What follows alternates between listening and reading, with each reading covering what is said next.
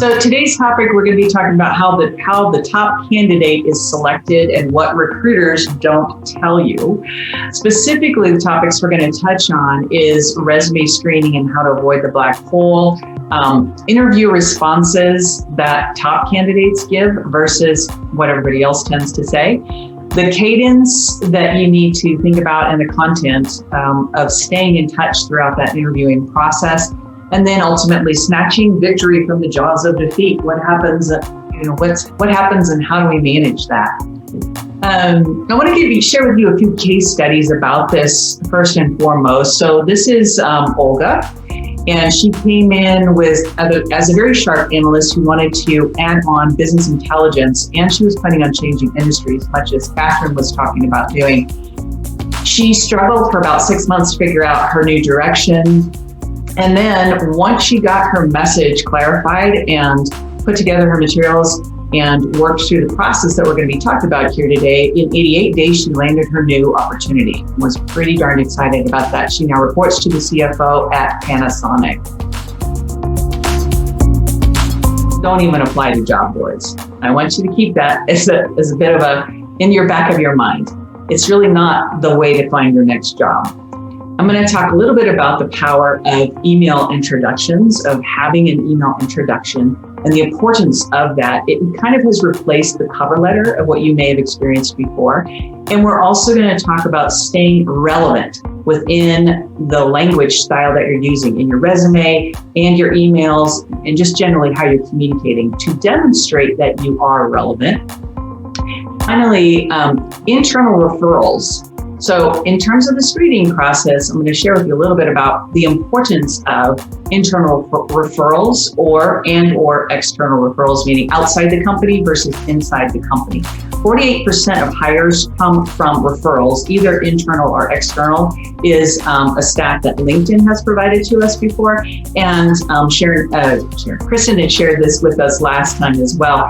72% of the hires that come into Schwab are referral hires. And this is from a Schwab employee that shared that stat with me. I found that absolutely fascinating. They're not really hiring off the job boards in which they're actually putting those jobs out there. Last but not least, I'm going to talk a little bit about ATS or applicant tracking systems and resumes that get through the applicant tracking system versus those that do not. And how modern graphics that so many of us are starting to see, especially with top candidates, how that can negatively impact trying to get through an ATS. So once you're through the screening process, we're going to jump past a few other steps that are in the middle here, right on into the interviewing part. And thinking about what can we do before, during, and after interviews to elevate ourselves to become the top candidate, the one that is selected. The winning answer is, in fact, this one. So this candidate ended up being the best one because they had done a lot more research than others in the whole slate of candidates that were interviewed in multiple interviews to get through the process to arrive at the final three candidates. And also, they understood a lot more about the market and the need for both the board members and the partners. So they really got the landscape of stakeholders involved. And there was a clear sense within this answer and others that this individual was going to make things happen in the first 30 days. Some of the things you can do that helps you stay in touch. What should your content about that be, and how frequent, the cadence of this. So one of the questions that's frequently asked is how much is too often? How often is too often? And we mean how often is email communication or phone calls or that kind of thing? How often is too often in this process? Of course, the answer is it depends, right? So the most important thing you want to do as you're going through the process is set the contract with the person that you're talking to or the people that you're talking to if it's a panel. And by setting the contract, what we mean is before you complete your conversation, Zoom, face-to-face, or a phone call, whatever method it might be, making sure that you're asking the question of, what do you anticipate the timing is? Tell me a little bit more about the decision-making process, the people involved in the decision, and then would it be okay if, given that it's a Are you anticipating having some additional feedback in the next couple of weeks, or making a decision about finalists in the next couple of weeks? Or we think it's going to be 4 weeks and we'll be making the final decision. Would it be okay if I connect with you in a couple of weeks? And if I haven't heard back from you, is it okay if I reach out to you? So now you've gotten permission to do that outreach that you really want to do, and you want to stay on top of that conversation. As the dates come, the moment the date passes, as you're going through this process, be sure that you do the follow-up and take action on it. Before you go into interviewing, a strategy would be around having research the company, network your way in, figured out who you know, who knows who, understanding about who the players are, all of those kinds of things before you come in. During the interview process, making sure you're sending out thank yous, clear about the timing of what that is, understanding who the decision makers actually are by name within the process. As you're coming towards the end of it, after you've finished an interview of any sort, one of the key things as you're coming towards the end of it is to uncover concerns. I think it's really important to understand all of the complexities and dynamics. You can ask. Anybody that asks, I'll tell them, how many people do you plan on submitting? What are the key criteria that you're using to assess talent? Where am I in the slate? Are you submitting a slate at once or individually as you go? How many total, all those kinds of things. But usually recruiters will not just openly share feedback, especially if it's not, positive.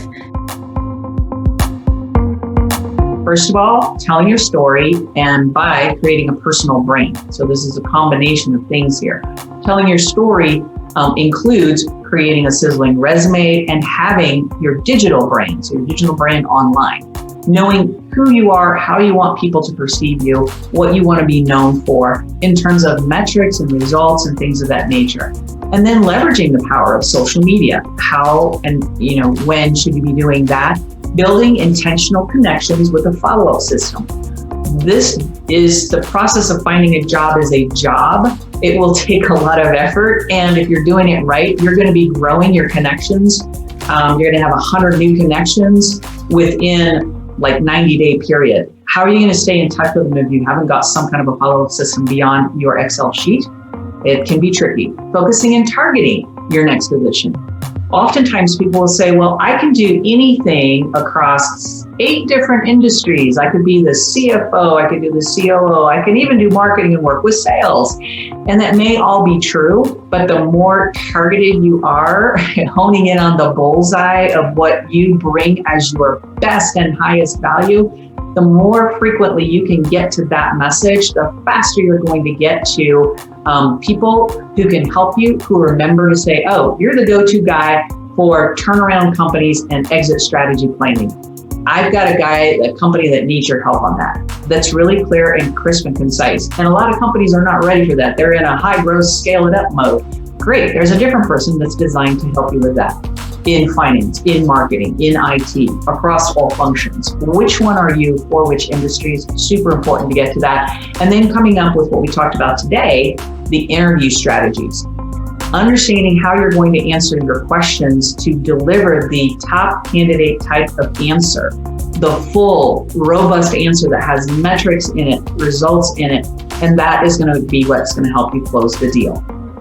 So, this is what we do inside of the Core Accelerator program. Obviously, you can do all of these things on your own, and many people do, and they do it beautifully.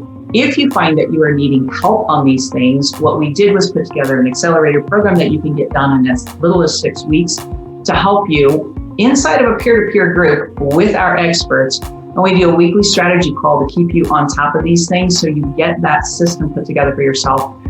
It's an online accelerator program, lots of templates and tools, and we work you through the process and give you access to our virtual networking app and 3 months access to our executive roundtable, where you have a safe place to practice your introductory, your elevator pitches,